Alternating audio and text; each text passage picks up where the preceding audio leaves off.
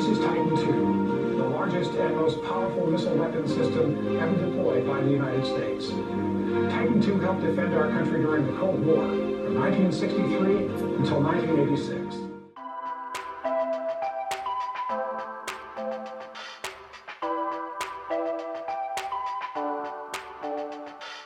In our pursuit of interesting things to do in the Tucson area, we have actually come south of town to the Titan Missile Museum.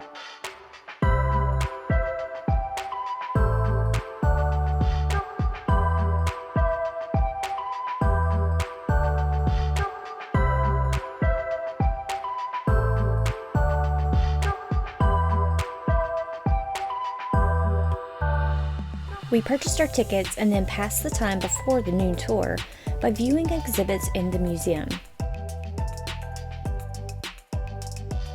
It was really interesting to be able to see a model of the bunker, as well as one of the red safes.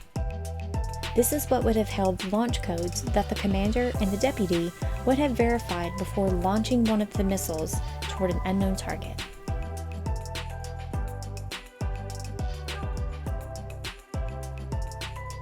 And though this missile museum is in Arizona, there was one exhibit that hit a little closer to home. Literally. Welcome to the Titan Missile Museum. This is Launch Complex 571-7. It was active for almost 20 years. When the Air Force decommissioned this complex in 1982, it invited the Arizona Aerospace Foundation to preserve the facilities for historical purposes. After the introductory film, we headed outside where we met our docent. Then we made our way into the bunker.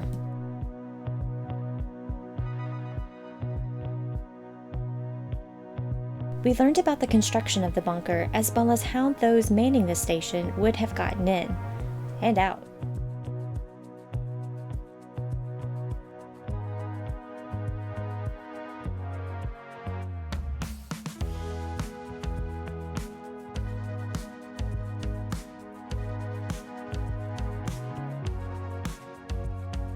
We made our way to the control room.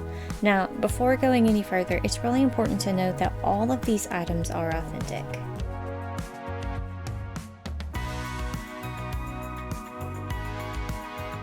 With the round space that can go side to side foot, this was the missile formed in 55 feet if they had ever been launched. The crew would have probably heard it or felt it. Let's talk about the objects and panels in there. We were able to get acquainted with all of the items in the room and got an overview of the launch sequence. Then, the simulation.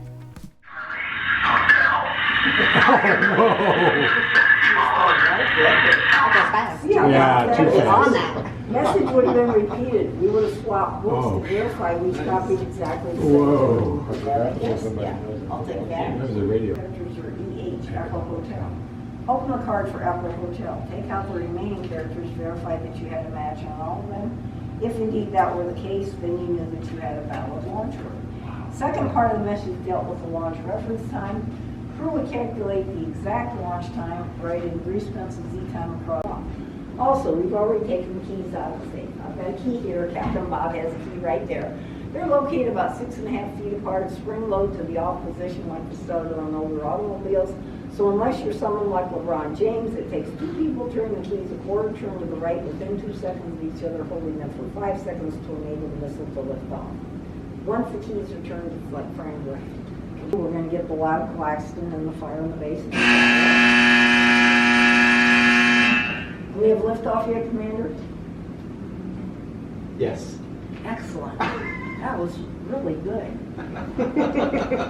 Really easy, too. Yeah, really easy. Yeah, too easy. Missile's on its way, 6,000 to 6,500 miles north of here. In 30 to 35 minutes, Target 2 will cease to exist. No one wins in a nuclear war. Each side knew the consequences of launching these missiles would be mutually assured destruction. Thank heavens for more than 20 years, the keys were never turned in anger. Peace, third deterrence war. Then it was time for the main event, what everyone was really waiting for.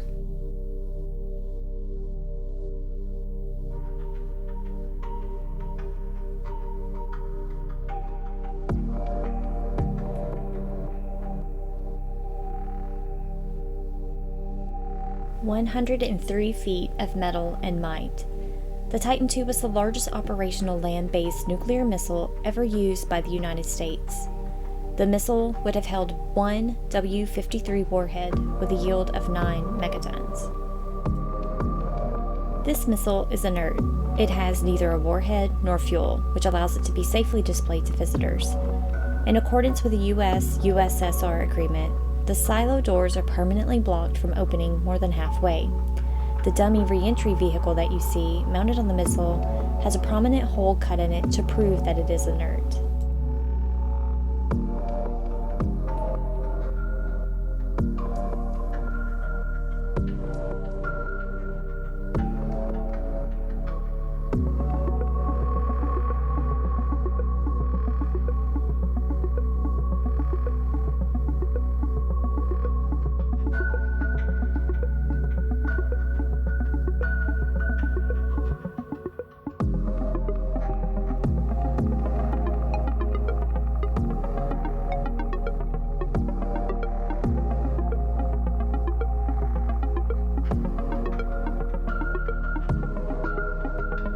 After the tour, we were able to walk around the complex and view the antennas as well as the post security systems.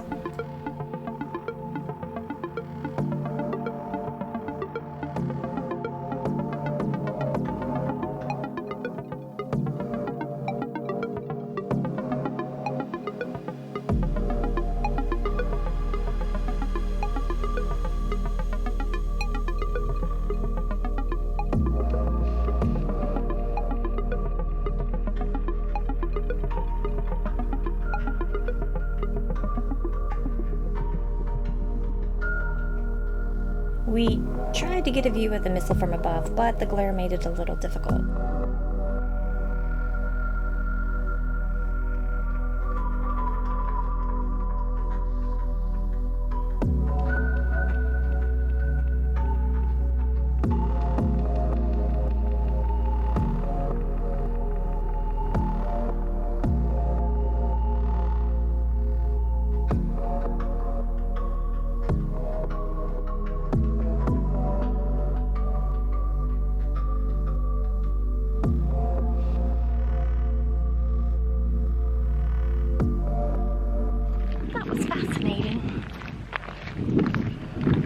That was fascinating to be able to go down into the missile silo, see the missile, the control room or command room. It's just awesome.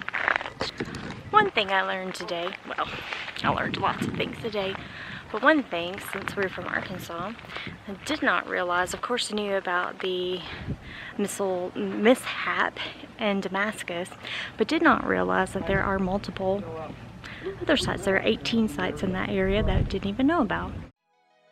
Though we visited this museum with anticipation and viewed the Titan II missile with wonder, it is a sober reminder of what could have happened and what might still happen. For more than 20 years, 2 people at a time sat in a room, waiting for orders that thankfully never came. Oh, look at these big target spots. Yes. Oh. Just wouldn't be an outing in Arizona if you didn't need a rattlesnake sign. I mean, I'm a little offended they don't have these for adults, because, Well, somebody bought a lot of green paint. Yeah.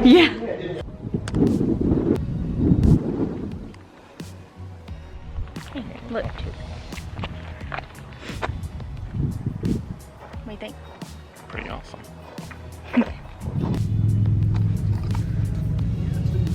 Oh, great, I'm recording.